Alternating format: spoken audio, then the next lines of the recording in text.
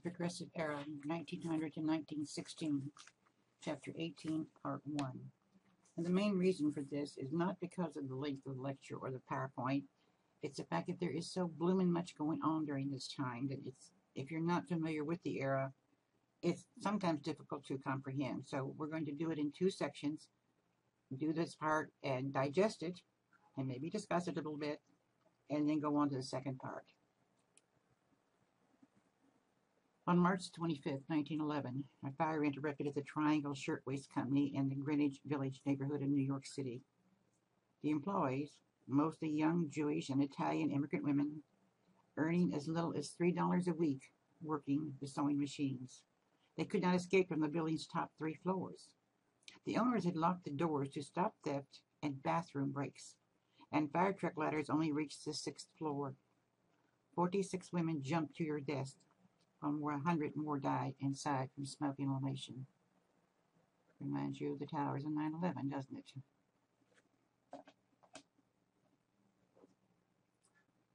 The Triangle workers had already made labor history back in 1909 when they tried to join the International Ladies Garment Workers Union and were fired.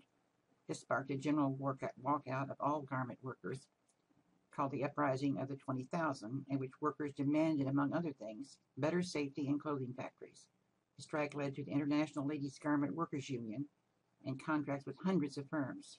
Unfortunately, Triangle Shirtwaist was not among them. You can see ladies doing the undignified thing of striking.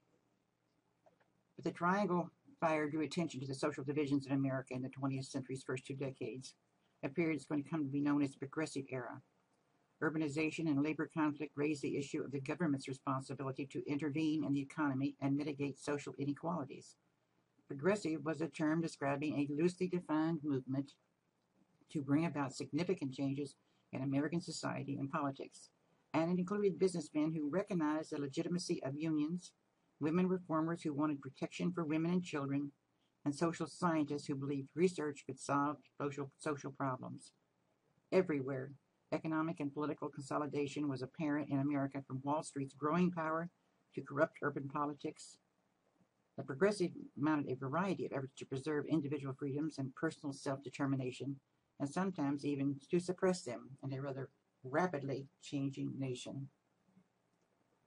In the Progressive Era, the community grew enormously, as well as did the economy. And as industrial production increased, the population boomed, and the consumer marketplace expanded. And for the first time, farms and cities grew together, and agriculture entered in what's called a golden age, with growing cities demanding more agricultural goods, which is good for the farmer. But the city was the focus of progressive politics and the new mass consumer society, and the number of cities in the United States with a population of more than 100,000 grew. The inequalities of the urban life apparent in the 1890s persisted, with immigrants living in slums and the very wealthy living in isolated neighborhoods and luxurious mansions. J.P. Morgan's financial firm directly or indirectly controlled 40% of all financial and industrial capital in the nation, while more than a third of the mining and factory workers lived in poverty. The cities, although with all this going on, they did attract writers and artists who managed to capture the dynamicism and modernity of the world time. Here we have a rare picture of around 1900, I believe it's New York City. As you can see, the immigrants are just teeming in the city streets. Here you have a mansion. This is Cornelius Vanderbilt's mansion. Percentage of rise in the city from 1880 all the way to 1920. As you can see, population is growing by percentage leaps and bounds. Now, others saw cities as a place where corporate greed eroded traditional American values. And a new type of journalists began to arise with a new generation, writing for mass circulation national magazines, and they exposed the problems of industrial and urban existence. Lincoln Stiffer's series for McClure's, published as The Shame of the Cities, showed how party bosses and businessmen profited from political corruption. In the same magazine, Ira Tarbell pointed to the arrogance and economic mechanisms of John D. Rockefeller's Standard Oil. Theodore Roosevelt criticized this type of journalism. He called it muckraking. However, today we'd call it, investigative reporter. Novelists produced similarly critical works of fiction, such as The Jungle by Upton St. Clair, whose description of unsanitary slaughterhouse and rotten meat led directly to the passage of the Food and Drug Meat Inspection Act. And it was ridiculous. I mean, they would open cans of meat that had been prepared, and you'd find mouse droppings and pieces of bugs and things. The Jungle by Upton Sinclair was a very famous book, and if you take the language course, you might be required to read it, especially if you take sociology. But most characteristic of the early 20th century was the presence of all the immigrants.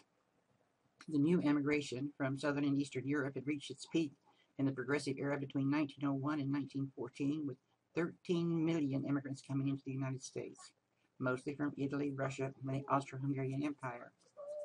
And this wave of immigration was part of a global process of immigration caused by the industrial growth and agricultural decline. Between 1840 and 1914, when World War I stopped immigration from Europe, nearly 40 million people immigrated to the United States, and another 20 million moved to other parts of the Western Hemisphere. Elsewhere in the world, millions more people migrated at the same time, mostly in Asia, where they moved to Southeast Asia and the South Pacific from India and China, and from Russia, and Northern Asia into Eastern and Central Asia. And while many of these immigrants, pushed and pulled by a variety of factors, moved to America freely, not all immigrated as free labor. Large numbers of Chinese, Mexican, and Italian immigrants were bound to long-term labor contracts signed with labor agents who provided the contract workers to American employees. Sounds like indentured servants when we first came over. It's just a map showing they're moving all over. It's a time of mass migration. Nobody's happy where they are, and where they are, they're undergoing financial and agricultural decline. New York City grew by 79%, even Los Angeles by 45%. They're all growing. You notice they're all large cities where there is manufacturing. And look what the manufacturing is doing to our atmosphere. It's raping the air, polluting big time. Now, most European immigrants to America entered through Ellis Island and New York Harbor and became the main faculty for processing immigrants. And those who failed a medical examination or were judged to be anarchists or prostitutes or otherwise undesirable were sent home. At the same time, Asian and Mexican migrants came to the American West, mostly through San Francisco. Although Japanese migration was considerable, Mexican migration was much larger. Between 1900 and 1930, nearly 1 million Mexicans came to the United States, mostly through Texas, and many became very cheap agricultural labor. By 1910, 1 of every 7 people in our country was foreign born, the highest percentage in our American history. And more than 40% of New York's population was born abroad, as more than 30% of other major cities like Chicago and Milwaukee. While a lot of immigrants did move west, most settled in the industrial cities. Here we have child labor pictures. The child, what does she look to be? Maybe 8 and 9. The boys are all under 12. Child labor. Illustration in 1912 magazine to show the draw of the Statue of Liberty and the many different ethnic groups that are coming in from Argentina, from the Balkans, from Russia. We are indeed a diverse mixture. Arriving on a ferry boat, leaving Ellis Island, Italian family.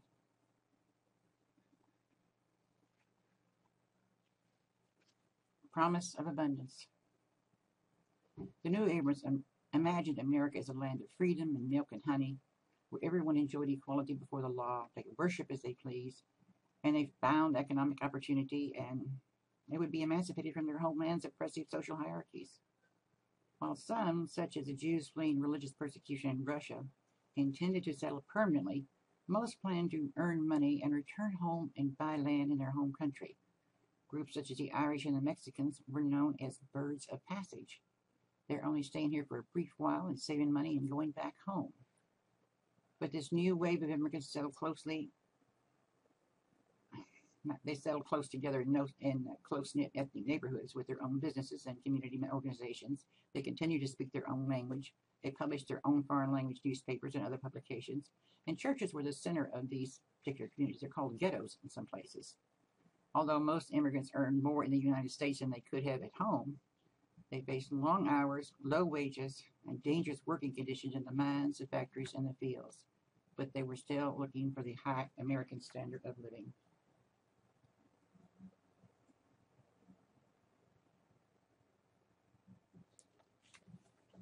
Cities were also the birthplace of what we call mass consumption. We will become a mass consumer society that's going to give new meaning to the word American freedom. Because the promise of American life has always been, in part, the enjoyment of goods that other nations only had available to the wealthy. Only in the Progressive era, however, did large downtown department stores and chain stores in cities and retail mail-order houses offer things for rural residents and make accessible the goods produced in American's factory to the common everyday man, and also through something called layaway or credit, $1 down and $1 a week. You could buy anything. Although low wages and unequal income distribution and Southern poverty limited the extent of the consumer economy before World War I, in the Progressive era, mass consumption became a cornerstone of American freedom. It was understood as the abundance of goods offered by modern capitalism. Leisure activities were also part of the mass consumption, with mass entertainment in amusement parks and dance halls and theaters attracting large crowds. And it was in this period motion pictures came about, and they became a mass phenomenon, in which even the working-class moviegoers could go to a movie called a Nickelodeon because that's what you paid to get in, a nickel. I think I have a picture. Yeah, there's a picture of an old silent Nickelodeon. Traditional gender roles also changed dramatically as women were now visible in the public places such as the workplaces and the stores and sites of entertainment. More and more women worked for wages. Although black and immigrant women were still confined to low-paid, low-skilled jobs, the native-born white woman found expanding opportunities in white-collar work. Women workers were no longer only young, unmarried white women or adult black women, and working women became symbols of female emancipation, showing economic independence from men and moving beyond their traditional roles as wives and mothers. Their desire to participate in this new mass consumer society caused many women, both native and immigrant, to earn money independently of their families, which sometimes caused a great deal of friction, especially in the immigrant families. Percentage of women 14 years old and older working in 1900, it didn't really increase that much. But women as a percentage of the labor force did go up in the 30 years. Even married women. Here we have women that work in a shoe factory. There you go, mill work. Sitting there doing, they look like they're sewing machine, sewing shoes together. That's what they're doing. Various occupations. You got technical, clerical, sales workers, unskilled, semi-skilled, manufacturing, and household workers. That did drop. But you've got more clerical because we've got this thing called a typewriter now that men don't want any part of. But fewer persons were more wrapped up in this new consumer society than a man called Henry Ford. Now, Ford did not invent the automobile, but he did create production and marketing techniques that brought it within the reach of the ordinary American. In 1905, he founded the Ford Motor Company, only one of many, many small automobile manufacturers at the time. But 3 years later, he introduced something called the Model T, a simple and light vehicle that could stand the country's poor roads. He focused on standardizing output and lowering prices in order to bring a luxury good to the masses of consumers.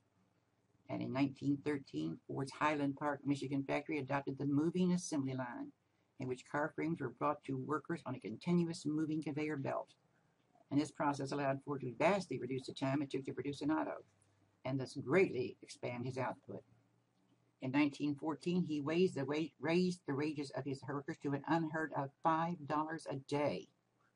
Whoa! That's $25 a week, folks. Allowed him to attract skilled workers and also allowed them to be able to afford to purchase what they were manufacturing. One day's output of Model T Fords. That's a bunch of Fords. Sales of passenger cars from 1900 kind of jumped a little bit there, didn't it? From 4,000 to 3 million. But assembly work was monotonous, and Ford actually used spies and armed detectives to prevent his employees from unionizing. He justified the high wages by arguing that workers needed to be able to afford the goods being produced by America's manufacturers and his car. In 1916, Ford's Model Ts were affordable to many workers, and the economic system based on mass production and mass consumption came to be called Fordism. Well, as production shifted from capital goods like steel and railroad equipment to consumer products, a new advertising industry began to perfect ways to increase sales by linking selling of goods with the idea of freedom. I mean, after all, we've got to have advertising, because how am I going to know I need something if you don't advertise in a magazine and tell me I need it? And many products were using the word liberty as a brand name, or used images of liberty or the Statue of Liberty as a sales device, whereas now we use puppy dogs and babies. Edward Verleen, a department store magnate, called Consumerism a school of freedom. As consumers made individual choices on the basic questions of living, abundance came to define the American way of life, in which personal fulfillment was obtained through acquiring material goods. But its abundance promise shifted the search for freedom to the private life. It inspired political activism, as those excluded from mass consumption demanded to be included. This desire for consumer goods led many workers to join unions and demand higher wages. And the claim that I'm having trouble with that word, monopolistic corporations artificially raised prices at the expense of consumers became a weapon against the trust. Oh, there's the Statue of Liberty. You're going to buy wafers and because the Statue of Liberty is using them? Sure we are. But the consumer economy birthed ideas that offered a new language for criticizing the inequalities of wealth and power. In his book, A Living Wage, Father John A. Ryan suggested that a decent standard of living was a natural and absolute right of citizenship. And Ryan attempted to translate into American terms Pope Leo XIII's declaration back in 1894, which endorsed social justice over competitive and individualistic competition. That sounds communistic. Demands for a living wage and a decent standard of living were part of the promise of the aggressive era, in which some predicated that want and scarcity were disappearing, with capitalism providing abundance and leisure for all. Oh, that sounds good. Progressive wanted to humanize industrial capitalization and find common ground in a society seemingly fragmented by labor conflict and mass immigration. While some desired a return to a competitive marketplace of small producers, others accepted the large corporation and looked to the government to combat a growing concentration of wealth and ensure social justice. Others located freedom in a private sphere of personal fulfillment and self-expression. And nearly all progressives felt that freedom had taken on a new meaning to confront the early 20th century social and economic realities. All kinds of workers are complaining of the loss of freedom during this period. Large auto, electrical, steel, and other companies, trying to find greater control over the work process, found help in Frederick W. Taylor's method of scientific management, was a way of increasing production and profits by scientifically studying and controlling costs and work practices. That sounds pretty good. Many skilled workers saw Taylorism as an assault on their traditional control over work process and thus a loss of freedom. Well, yeah. A greater number of white-collar workers, such as salespeople and salaried professionals and corporate managers, while making higher incomes than most workers, experienced their work as a loss of freedom as they once would have owned their own business. Well, this is true. You can't have your cake and eat it too, right? And where you used to have control over your product when you made it from beginning to end, now working in a factory, you have no control. So I guess you have lost your freedom. These developments made industrial democracy and industrial freedom central to progressive language and demands.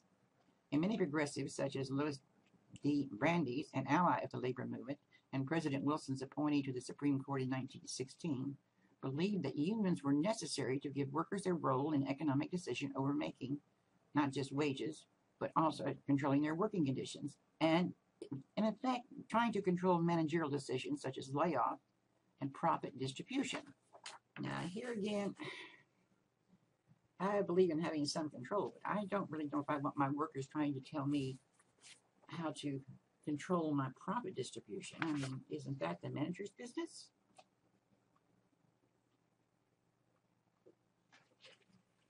Now, economic freedom was also the cry of American socialism, which reached its greatest influence in the progressive era.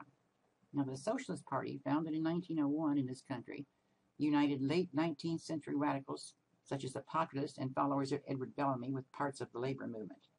The party called for immediate reform like free colleges, laws to improve working conditions, and its ultimately proposed democratic control over the economy through public ownership of railroads and factories.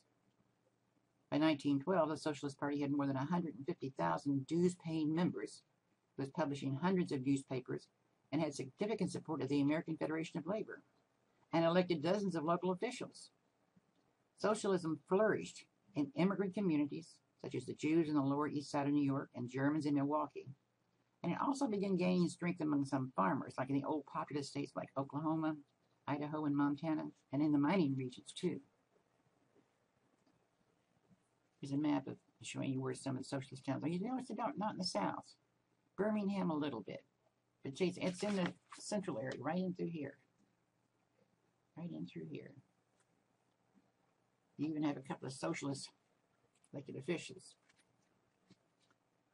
Most important in spreading socialist ideas and linking socialism to American ideas of equality, self-government, and freedom was a man named Eugene V. Debs, the former Union leader jailed during the Pullman strike in 1894. Now, for 2 decades, Debs had toured the nation preaching that political equality and economic freedom could be won only by socialism's democratic control of the economy. He united the disparate and often dueling fractions of the party, and as socialism, he was a great speaker. As socialism gained in strength in Europe, particularly in Germany, France, and Scandinavia, Debs led socialism forward in America. In 1912, he actually received 900,000 votes for president, nearly 6% of the total vote. And the socialist newspaper Appeal to Reason had the largest weekly circulation in the nation. I should tell you right off the bat, people are not happy. They're looking for something. The continued labor strife also illustrated the deep discontent of the progressive era. American Federation of Labor, the AFL, its membership tripled to 1.6 million between 1900 and 1904.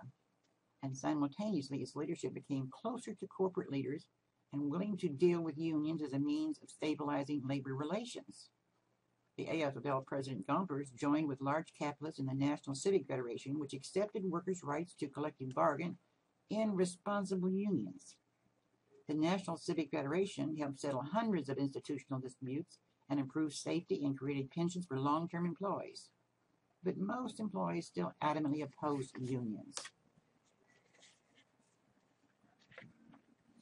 The AFL mostly represented America's most privileged workers, skilled, industrial, and craft, mostly all white, male, and native-born. In 1905, unionists rejecting the AFL's exclusionist approach formed the Industrial Workers of the World, the IWW. The IWW was both a union and a revolutionary organization dedicated to seizing the means of production and abolishing the state. And it made solidarity its guiding principle. It sought to organize all workers excluded from the AFL, the immigrant factory workers, the migrant timber and agriculture workers, the women, blacks, and even the Chinese. Let me repeat that.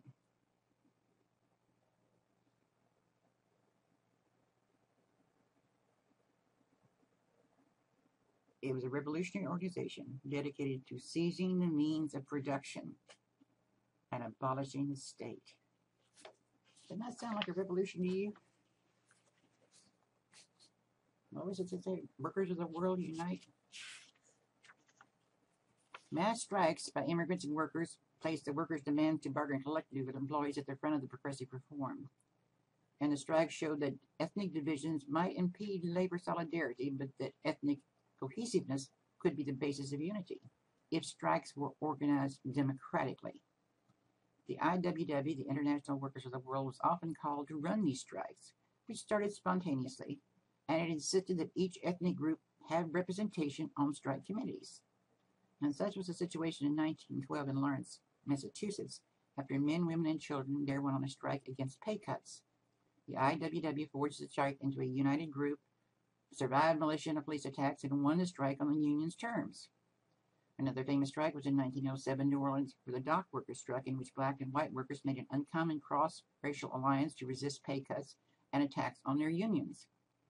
Perhaps the most famous strike was a failure. The strike of the United Mine Workers against the Rockefeller-owned Colorado Fuel and Iron Company.